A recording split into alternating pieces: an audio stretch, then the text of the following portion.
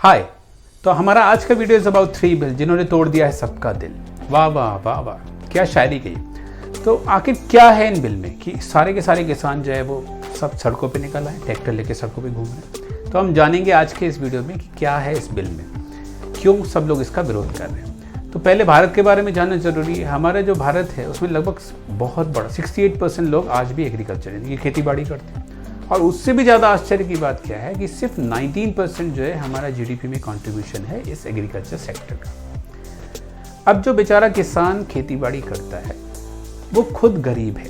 क्यों? क्योंकि उसकी आय जो है वो अच्छी नहीं है, पहली चीज़, और दूसरा वो बढ़ती नहीं है। जैसे महंगाई बढ़ती है उसके हिसाब से आय उसकी बढ़ती नहीं है, तो वो गरीब का गरीब ही है, अन्नदाता गरीब है। ये जो इनकम है वो कहाँ से आती है उसकी इनकम आती है उसकी उपज से, यानी कि जो वो प्रोड्यूस करता है उसकी कीमत पे डिपेंड करती है उसकी इनकम। तो जो उसकी इनकम है उसकी हर साल इनकम जो है अगर बढ़ती रहेगी, अच्छी होगी, तो क्या है उसको फ़ायदा होगा और किसान भी हमारी गरीबी से निकल आएगा।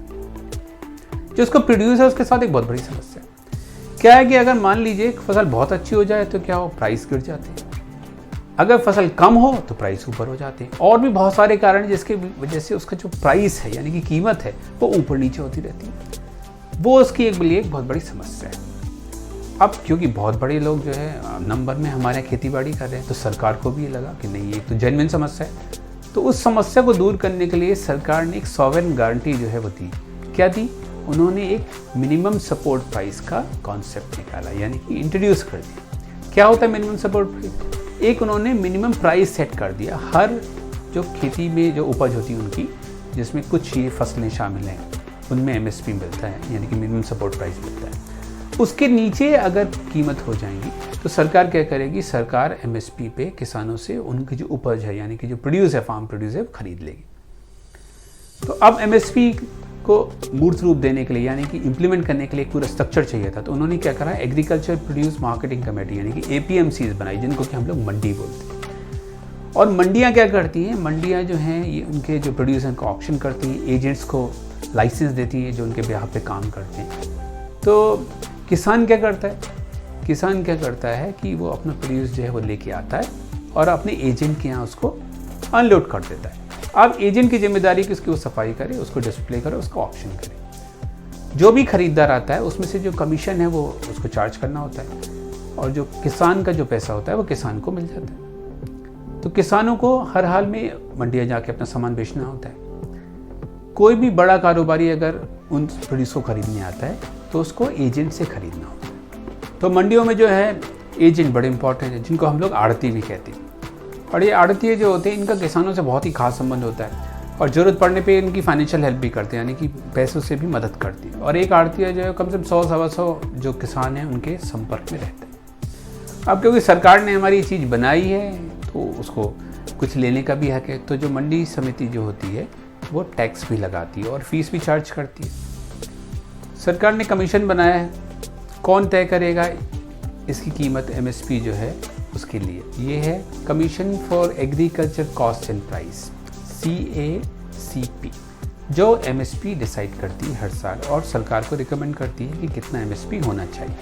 तो अब तो मिनिमम सपोर्ट प्राइस भी मिलने लगा, तो अब किसान क्यों गरीब है? तो ज़रूर इसमें नेहरू की गलती रही होगी। तो अब किसान क्यों गरीब है? क्योंकि इसका फ़ायदा ही लोगों के पास पहुँचा नहीं। गेहूँ के केस में अगर आप देखें तो 3% से भी कम लोगों ने इसका फ़ायदा उठाया। पैडी के केस में लगभग 7.5% और पल्सेस के केसेस में लगभग 6% लोगों को ही सिर्फ इसका फ़ायदा मिला है। फिर हर रीजन के हिसाब से भी फ़ायदा अलग अलग है। पंजाब हरियाणा में ज़्यादा फ़ायदा लिया गया। ऐसे ही गेहूँ, चावल और दालों को एमएसपी मिल पाता है। तो ये जो है इसमें बहुत बड़ी डिस्पैरिटी हो गई। इसकी वजह से क्या है, हमारे किसान जो है वो उठ नहीं पाए। फिर क्योंकि सिस्टम के साथ समस्याएँ होती हैं, तो हमारी जो एमएसपी है जिसको कि सीज़न से पहले घोषित करना चाहिए वो हमेशा सीज़न शुरू होने के बाद घोषित की जाती है। फिर किसानों को पता ही नहीं होता एमएसपी के बारे में। तो जब ये सारी समस्याएं होंगी, उनको कुछ पता ही नहीं होगा, तो हम कैसे उनकी लाइफ को चेंज कर पाएंगे। जो आड़तिये हैं और जो हमारे नेता हैं उनका मंडियों पर प्रभाव बहुत ज़्यादा बढ़ गया है। तो हमारी जो एमएसपी है वो भी एक प्राइस फ्लोर की तरह ही है। तो जो प्राइस फ्लोर है वो बहुत ज़्यादा रिकमेंडेड नहीं होती है। क्यों नहीं होती है? क्योंकि मान लीजिए आपने प्राइस फ्लोर थोड़ा ऊपर सेट कर दी, अब प्राइसेस उस टाइम मार्केट में नीचे है, तो जो खरीदारों की संख्या है वो कम हो जाएगी, क्योंकि ज़्यादा पैसे में कोई इस चीज़ को खरीदना नहीं चाहेगा। यही एक कारण है कि हमारे जो FCI के गोदाम हैं वो अनाजों से भरे पड़े हैं और वो उसको चूहे खा रहे हैं, क्योंकि और उनके पास रखने की जगह भी नहीं है, क्योंकि लोग बाहर खरीदार कम होते हैं तो सरकार को किसानों से खरीदना पड़ता है। अब देखिए हमारी सरकार की सफाई करने की बहुत अच्छी आदत है। देखिए GDP साफ कर और सब कुछ साफ साफ करना है, मतलब जो पुरानी व्यवस्था थी उसको पूरा साफ कर दिया। अब नए 3 बिल आ गए। कौन सा है? पहला है farmers produce trade and commerce promotion and facilitation ordinance. सीधी बात, नो बकवास। मतलब ये है कि मंडी के जो अनिवार्यता थी वो खत्म, यानी कि आप अपना प्रोड्यूस जो है मंडी के बाहर भी बेच सकते हैं और इंटरस्टेट ट्रेड भी कर सकते हैं, यानी कि एक राज्य से दूसरे राज्य में भी बेच सकते हैं। और जो प्रोक्योरमेंट है उसको फैसिलिटेट करने के लिए एक सिस्टम बनाने की बात की गई। और सबसे मज़ेदार बात जो ये है वो ये है कि इसमें कोई टैक्स या फीस नहीं लगेगी, मतलब कि अंदर टैक्स लगेगा और मंडी के बाहर कोई टैक्स नहीं लगेगा। मतलब लेवल प्लेइंग फील्ड बनाई जा रही है। दूसरा मास्टर स्ट्रोक है the farmers protection and empowerment agreement. काफ़ी बड़ा है, ये नाम यहाँ लिखा हुआ है। ये अगर सीधी सीधी बात बोले तो ये कॉन्ट्रैक्ट फार्मिंग के बारे में, यानी कि एक बहुत बड़ा इंडस्ट्रियलिस्ट है वो आपसे कांटेक्ट करेगा कि वो आपका जो प्रोड्यूस है वो ले लेगा सीधे सीधे, और जो है प्राइसेस को आप से जो म्यूचुअली बैठ के एग्री कर लेगा। अगर मान लीजिए प्राइसेस में कोई वेरिएशन हो रहा है तो उसका भी आपको कॉन्ट्रैक्ट में जिक्र करना पड़ेगा और एक गारंटीड प्राइस भी बताना पड़ेगा। इसके अलावा सप्लाई क्या होगी, क्या क्वालिटी होगी, क्या स्टैंडर्ड होगा, ये सब चीज़ें भी इस कॉन्ट्रैक्ट में लिखना पड़ेगा। अब ये लीगली बाइंडिंग कॉन्ट्रैक्ट होगा किसानों के लिए, तो कुछ भी वाद विवाद होगा तो किसानों को उनके साथ लीगल बैटल लड़नी पड़ेगी, जो आसान नहीं होगी। अभी तक क्या होता है कि बड़ी जो कंपनियां हैं उनको जो मंडी हैं उनमें रजिस्ट्रेशन कराना पड़ता है, और कोई भी वाद विवाद होता है तो मंडी जो है इन वाद विवाद को हल करती है, प्लस फीस वगैरह भी चार्ज करती है वो। जो तीसरा मास्टर स्ट्रोक है वो है हमारा एसेंशियल कमोडिटी एक्ट में अमेंडमेंट, यानी कि उसमें कुछ चेंजेस किए गए। और ये जो कमोडिटीज़ हैं जिसमें सीरियल हैं, पल्सेस हैं, इनको पोटैटो है, ऑयल सीड है, इनको इसेंशियल कमोडिटी के दायरे से बाहर रख दिया गया है। मतलब क्या है कि पहले ये रेगुलेटेड थी, इनका ट्रांसपोर्टेशन है, स्टोरेज है, ये सारा का सारा कुछ नियमों के अनुसार होता था, होल्डिंग नहीं कर सकते थे। अब वो लिमिट हटा दी गई, अब आप उसको कितना चाहे उसको होल्ड कर सकते हैं। सिर्फ इमरजेंसी के केस में जब सरकार ये डिसाइड करेगी तब आप उसको होल्ड नहीं कर सकते हैं। और भी कंडीशन दी गई है, जब हॉर्टिकल्चर प्रोडक्ट है वो 100% से ज़्यादा उसके प्राइस बढ़ जाए, नॉन पेरिशेबल आइटम की 50% से ज़्यादा बढ़ जाए, तब सरकार जो है इसमें स्टॉक की लिमिट लगा सकती है। देखने में तो अच्छा लग रहा है, फिर क्या समस्या है? क्या कह रहे हो? देखने में तो तुम भी अच्छे हो, चुप करो। चलिए आगे बढ़ते हैं। तो सरकार, जो राज्य सरकारें हैं, वो इसको एक सीधा हस्तक्षेप मांग रही है। क्यों मांग रही है? क्योंकि जो एग्रीकल्चर और ट्रेड है उस पर राज्य सरकारों का हक है कानून बनाने का। पर सेंट्रल गवर्नमेंट कहती है कि trade and commerce in food जो है वो सरकार कॉन्करेंट लिस्ट में आती है, तो सरकार उस पर कानून बना सकती है। अब अगर हम किसान की बात करें तो किसान जो है हमारे यहाँ 80% से ज़्यादा किसान जो हैं वो मार्जिनल हैं या बहुत स्मॉल हैं, बहुत छोटे किसान हैं जो बहुत गरीबी में भी हैं। एक बड़ा इंडस्ट्रियलिस्ट जिसके पास बहुत सारी इन्फॉर्मेशन होती है और वो सब चीज़ें देखे होता है, क्या वो उसके साथ अच्छे से निगोशिएट कर सकते हैं? क्या उनका कभी अपर हैंड होगा? नहीं, उनका हमेशा लोअर हैंड ही होगा, क्योंकि जो इंडस्ट्रियलिस्ट है उसके सामने वो कहीं भी नहीं टिक पाएंगे। सरकारों को राजस्व का नुकसान होगा, इसलिए नुकसान होगा क्योंकि जो मंडी है उसमें तो लगेगा टैक्स और फीस, और मंडी के बाहर जो भी ट्रांजेक्शन होगा उसमें कोई टैक्स या फीस नहीं लगेगी। तो जो मंडी के अंदर सामान है वो महंगा होगा, और कोई भी इंडस्ट्रियलिस्ट जो है वो चाहेगा कि उसका प्रॉफिट ज़्यादा बढ़े, तो वो ऐसी जगह चुनेगा जहाँ पर उसको टैक्स या फीस ना देनी पड़े। ये जो सिस्टम है, इससे अभी सरकार ने भले ही मंडियों को ख़त्म नहीं किया है, पर धीरे धीरे वो अपने आप जो है ख़त्म होती चली जाएंगी।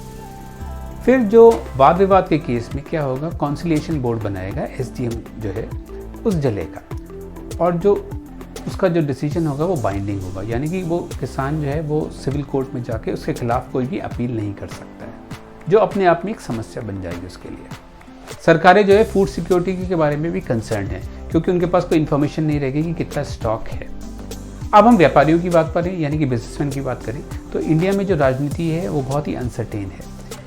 कभी भी कोई वाद होगा किसानों के साथ तो राजनीति जो है वो हमेशा किसानों का साथ लेगी, क्योंकि उनके वोट ज़्यादा हैं, और जो व्यापारी है यानी कि जो बिजनेसमैन है उसको उसके खिलाफ कोई डिसीजन देखना पड़ सकता है। इसी तरीके से एक इंसिडेंट हुई थी पेप्सिको के साथ। जो जो पेप्सिको ने आलू बनाने के लिए जो कॉन्ट्रैक्ट किया था, उन फार्मर्स ने क्या करा, पीछे से वो आलू जो है बेच दिए थे इल्लीगली, जिसके खिलाफ पेप्सिको ने जो केस भी किया था 1 करोड़ का, जो बाद में किसी तरह सेटल करा दिया गया। क्या करें, दिल तो बच्चा है जी, ये दिल मांगे मोर। मोर को दाना खिलाया कभी तुमने? चलिए देखिए, ऐसा नहीं कि इस बिल के सिर्फ खराबियाँ कुछ अच्छाई भी हैं। कंपटीशन बढ़ने से लॉन्ग टर्म में हर एक को फ़ायदा होता है, नुकसान नहीं होता। आपने देखा होगा बहुत सारी इंडस्ट्रीज़ में जहाँ भी हमारे कंपटीशन आया है, वहाँ पे क्वालिटी बहुत अच्छी हो गई है। फ़ायदा क्या होता है कि वो लोग जो ख़राब क्वालिटी दे रहे होते हैं या स्टैंडर्ड नहीं बना पाते हैं, वो मार्केट से धीरे धीरे बाहर हो जाते हैं और फिर कुछ चुनिंदा लोग ही मार्केट में रह जाते हैं जिनको अच्छा प्राइस मिलता है। ये किसानों के साथ भी हो सकता है। बाहर से जब फर्म में आएंगी या बड़े बड़े बिजनेसमैन जो आएंगे उनके गांव में, तो वो नई तकनीक लेके आएंगे जिसकी हमारी कृषि को बहुत ज़्यादा ज़रूरत है। इससे हमारी कॉस्ट कम हो जाएगी। हमारी एग्रीकल्चर जो है वो रिसोर्स डिपेंडेंट है और उसमें एक रीजनल बायस भी है। हम लोग संसाधनों का बहुत ज़्यादा दुरुपयोग कर रहे हैं, तो अच्छी टेक्नोलॉजी होने की वजह से हमारी डिपेंडेंस इन पे कम होगी और किसान भी क्या है, वो वाली फसल ज़्यादा करेंगे जिसमें उनको ज़्यादा कीमत मिल रही है। इस तरीके से किसानों का एम्पावरमेंट हो सकता है अगर ये चीज़ें सही तरीके से लागू हों। इंडिया का एक बहुत बड़ा बेस जो है वो आज भी खेती बाड़ी कर रहा है और जब तक ये विकसित नहीं होंगे तब तक भारत के विकास की कल्पना करना संभव ही नहीं होगा। हमें क्या करना चाहिए कि हम जो अपने किसान हैं उनको नए सिस्टम के लिए तैयार करने के लिए पुराने सिस्टम को मर्ज करके नए सिस्टम के साथ हमें साथ लेके चलना चाहिए।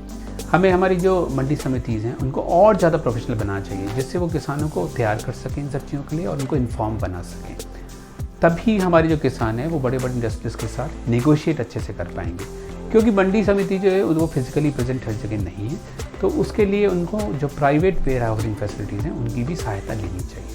अब हमारी सरकार को जो डिमांड है उसको रख के भी पॉलिसी बनानी चाहिए, क्योंकि जो हमारी जब तक डिमांड नहीं बढ़ेगी तब तक हमारी जो प्रोड्यूस है उसका कंजम्पशन नहीं बढ़ेगा और उसके लिए हमारी इनकम बढ़ना बहुत ज़रूरी है, जो कि बढ़ नहीं रही है।